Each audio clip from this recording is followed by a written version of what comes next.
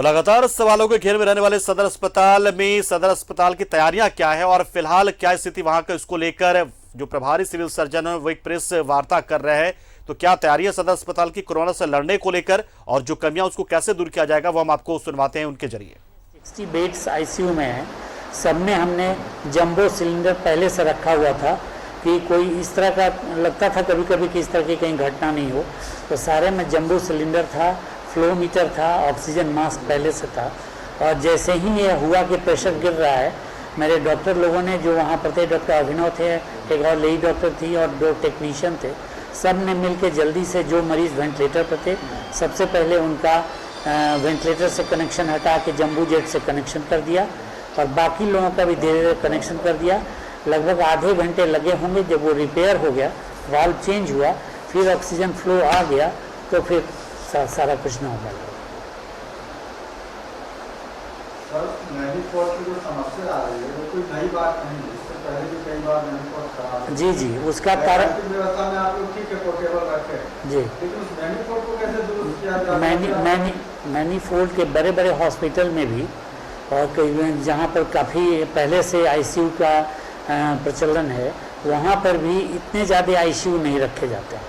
ICU की संख्या ventilators नहीं रखे जाते हैं। एक मैनीफोल्ड जो है मुश्किल से 6-7 वेंटिलेटर्स को सपोर्ट करता है। और जब मरीज चूँकि सीरियस स्थिति में आते हैं तो परिजनों का दबाव रहता है कि सबको वेंटिलेटर या HFNO लगाया जाए। तो HFNO ये सब लगाने से प्रेशर घटना कई बार हो चुकी है ऐसी घटना, लेकिन इस तरह से कभी वो जो वाल्व उड़ा नहीं था कभी। उसके लिए हम लोग के यहाँ 3 मैनीफोल्ड बन गया और जैसे ही हम लोग उनका वो पहला वाला जो जिससे वाल्व उड़ा तो दूसरे से हम लोगों ने उसको कनेक्ट कर दिया और उससे काफ़ी अच्छा चल रहा है। कल रात में भी कोई उस तरह की परेशानी किसी को नहीं हुई। और एक और तीसरा मैनीफोल्ड भी मेरे पास तैयार है, वो भी चलेगा। तो हम लोग का पहले से ये था कि मैनीफोल्ड से हम लोग आईसीयू को चलाएंगे और बाकी जो 4th फ्लोर और 5th फ्लोर में हम लोग जो ऑक्सीजन सपोर्टेड बेड्स है उसको हम लोग ऑक्सीजन सिलेंडर पर निर्भरता कम करने के लिए उसको पाइपलाइन से चलाने की योजना हम लोग की है और वैसा हम लोग करेंगे। और इस बीच में ऑक्सीजन प्लांट मेरे यहाँ नहीं है जिसकी नितांत आवश्यकता है और 20,000 लीटर क्षमता वाला ऑक्सीजन प्लांट हम लोग विभाग में हम लोगों ने लिखा है और विभाग के सहयोग से, प्रशासन के सहयोग से जल्दी वो लग जाएगा, तब ये सारी समस्या खत्म हो जाएगी।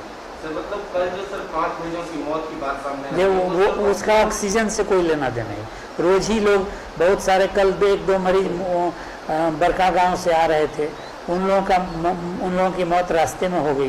तो ये कहना, वो सारे ऑक्सीजन सूंघते हुए आ रहे थे। तो ये सब कहना कि कोरोना जो है वो पिछली बार की दफ़ा इस बार लंग्स को बहुत ज़्यादा अफेक्ट कर रहा है और 1-2 दिन में ही मरीज़ का लगभग 70-80% लंग्स खराब हो जाता है। तो उसके चलते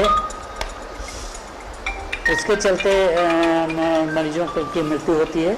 बाकी ऐसा कुछ नहीं है कि ऑक्सीजन में हुआ और 20 मिनट में हुआ जिसकी हम लोगों ने तुरंत पूरी की, उसकी समस्या को ठीक किया और सारे मेरे जो मैनीफोल्ड के इंजीनियर्स हैं सारे लोग रहे और उससे हुआ, इसको रिलेट करना ठीक है। इससे इस तरह के समाचार पत्र में अगर इस तरह की निगेटिव खबरें आएंगी तो जो मेरे डॉक्टर्स हैं, कर्मचारी हैं, वो हतोत्साहित होते हैं और इस तरह की घटना नहीं हो, कभी वो वाल्व नहीं हो, इसके लिए हम लोगों ने सारी सावधानी रखी है और उम्मीद करता हूँ कि जल्दी इस तरह का वाल्व उड़ने की घटना फिर नहीं होगी।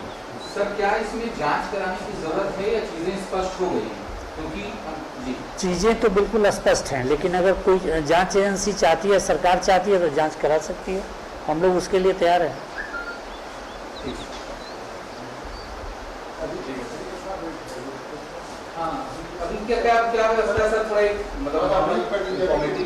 अभी हम लोगों के यहाँ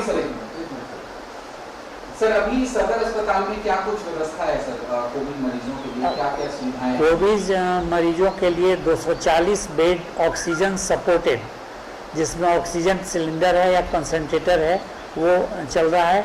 सारे के सारे भरे हुए हैं, कभी 10-20 खाली होते हैं, काफ़ी मरीज ठीक होकर घर भी जा रहे हैं। और बाकी 60 बेड आईसीयू का है जिसमें वेंटिलेटर भी है, बाईपैप मशीन भी है, ये HFNO भी है, सारे कुछ है। तो उसमें मरीजों को ज़रूरत के हिसाब से तो चौथे और पाँचवें तल्ले में जो ऑक्सीजन सपोर्टेड बेड्स पर जो मरीज हैं, अगर उनको ज़्यादा दिक्कत होती है या उनको ऑक्सीजन का लगता है कि सेचुरेशन बहुत ज़्यादा कम हो रहा है, तो उनको फिर नीचे 3rd फ्लोर में ICU में हम लोग लाते हैं। लेकिन ये सारा कुछ डिपेंड करता है सीट की उपलब्धता पर। ऐसा होता है कि जैसे रामगढ़, कोडरमा, गिरिडीह से भी बहुत सारे मरीज आ रहे हैं और यहाँ लौट के जाते हैं, क्योंकि यहाँ पर वैकेंसी नहीं रहती ICU में। और वैसे बहुत सारे मरीज हैं जो नीचे फ्लोर में आए, सीढ़ी पर चढ़ने के पहले डेथ हो गया या कहीं और जाने के क्रम में डेथ हो गया, ऐसा हो रहा है। सर मैन पावर क्या आपके पास है? मैन पावर की कुछ कमी थी, वो NHM के तहत ठीक हो गया। ICU टेक्नीशियन की कमी थी, वो भी पूरा हो गया। सर ये कोविड से रिलेटेड बातें करी और नॉर्मल जो जिससे बीमारी हो जैसे सीरियस है उसको लेकर सदर अस्पताल जी, उसमें थोड़ी सी परेशानी हम लोग को जरूर है, क्योंकि कोविड हॉस्पिटल डिक्लेयर हो गया। इससे जनरल मरीज आने से भी डरते हैं और हम लोग का जो जितना बेड है एक तो ऑक्सीजन की वजह से सदर अस्पताल में मरीजों की मौत नहीं हुई है, इस तरह के आरोप बेबुनियाद हैं। सदर अस्पताल के प्रभारी सिविल सर्जन ने एक प्रेस कॉन्फ्रेंस कर सफाई दी है कि पिछले रात जो ऑक्सीजन के प्रेशर में कमी आने की वजह से 5 लोगों की मौत की बात की जा रही है और मीडिया में ये प्रचारित हुआ है, ये गलत है, ये पूरी तरह से बेबुनियाद है। दूसरी वजहों से ये मौतें हुई थी। ठीक है कि ऑक्सीजन की वजह से दिक्कतें हुई थी, लेकिन समय रहते छोटे सिलेंडर के जरिए उन तक ऑक्सीजन पहुंचा दिया गया था, इसलिए ऑक्सीजन की वजह से नहीं, किसी अन्य वजहों से ये मौत हुई थी और कोरोना में मौतें हो रही हैं।